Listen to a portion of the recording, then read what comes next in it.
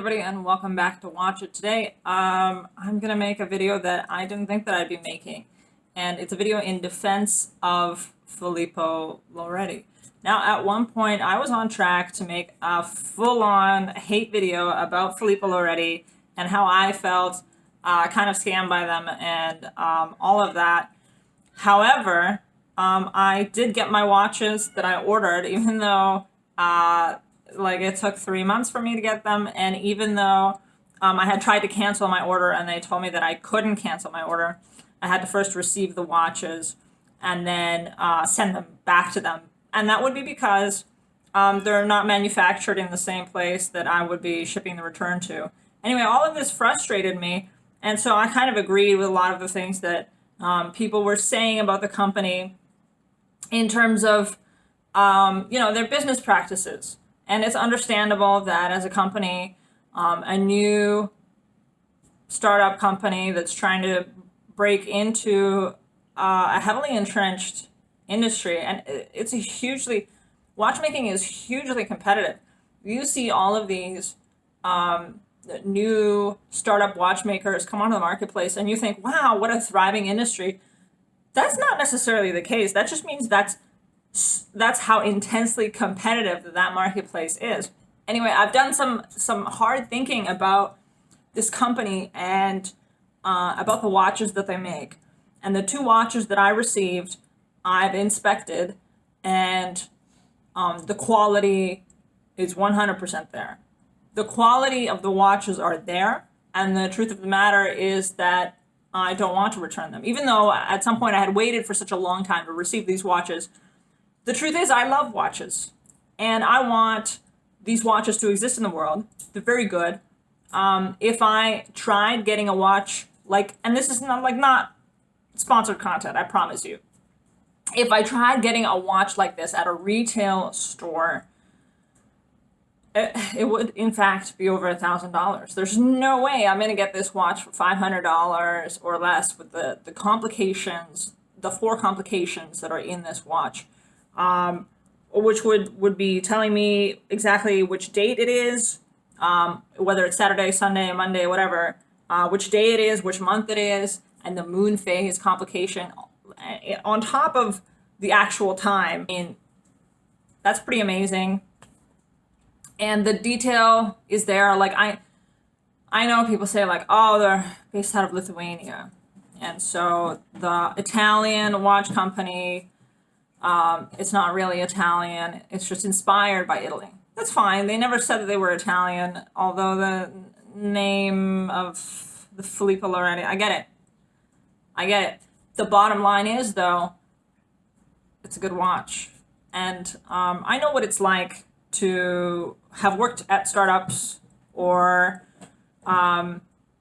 it's difficult for your business to survive. And so while Filippo Loreti got complaints for having these kind of reviewers do unboxing videos and how much money they pay out to their online partners, like their influencer partners, people, for example, that would be like me, that take money from the company in order to say great things about this watch and how much they love every timepiece. That's shady, right? And I completely agree that those are not real reviews, and that those partners need to tell you what they're doing, that they're in fact not real reviews, and that those partners had to, since they were being paid by Filippo Loreti, they had those videos okayed by the company before they released them. So yeah, the viewer was not getting a very authentic review of the timepieces. Totally agree, right? That's a conflict of interest. It's a moral hazard. Creators, need to be careful about what kind of content they're releasing, who they're being paid by, what they're saying to their viewers. Because if they're deceiving their viewers, that's a problem. However, that's not necessarily Filippo Loreti's fault, right? It's their job to get people to expose their product, to show it.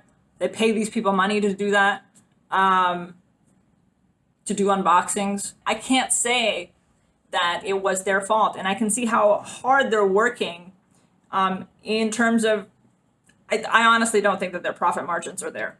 I don't think that they're making a ton of money off of us based on the amount of money that I paid and the watches that I received. I mean, this company's got to be close to bankruptcy or something, because they can't possibly be making that much money. They do, in fact, I'm sure, have costs, not just manufacturing or marketing, but beyond that. And so, because I know how difficult it is for companies to succeed, and because I like their watches at the price point enough to want that company to thrive, I'm willing to look past all of those negative reviews, and I'm going to be wearing these two watches that I've purchased from the company. I'm going to be wearing them on my wrist. And if anybody asks me, oh, that's a cool watch, where's that from? I'm going to tell them the company that they're from, and I'm going to say, yeah, I like these watches. They're really cool. There's no succinct way to wrap this up, other than a lot of criticisms of the company have been warranted, but I don't want the company to disappear. As an entrepreneur, I know how difficult it is to start a business, to succeed, to sell a whole bunch of products. It's hugely difficult. So these founders have been working at this company very, very hard for many years, and I would hate to see all of that effort and great results in terms of the product go down the drain because the reputation is in a downward spiral and there's just no way out and they have to shutter. I would hate to see that, because the product is good. I understand that the methodology could have been better, and I understand that it's so hard to, as a business owner, just say, well, I have a great product. I'm sure it'll succeed because it's a great product. Unfortunately, business is not that easy. Your product won't succeed just because it's good. You do need crazy levels of marketing, and people are arguing, well, they can't possibly give you a high quality luxury watch when they're spending all this money on their marketing. They're saying they're cutting out the middleman. They're a lower margin business. That can't possibly be true. I know people are saying that. I disagree. I think that if they were not doing the type of aggressive marketing that they're doing, that they wouldn't exist as a business, period. They wouldn't have gotten to where they are today. And even though I had a negative, as did many people, even though I didn't enjoy waiting that many months, didn't enjoy not being told that I would have to wait that many months, I understand. And I'm willing to wait, and I'm willing to give them a pass this one time if it means that they can avoid bankruptcy, and if they're able to continue making really high quality timepieces for the money and shipping them out to people, then I would prefer that to kind of the alternative. Anyway, that's all I have to say for today.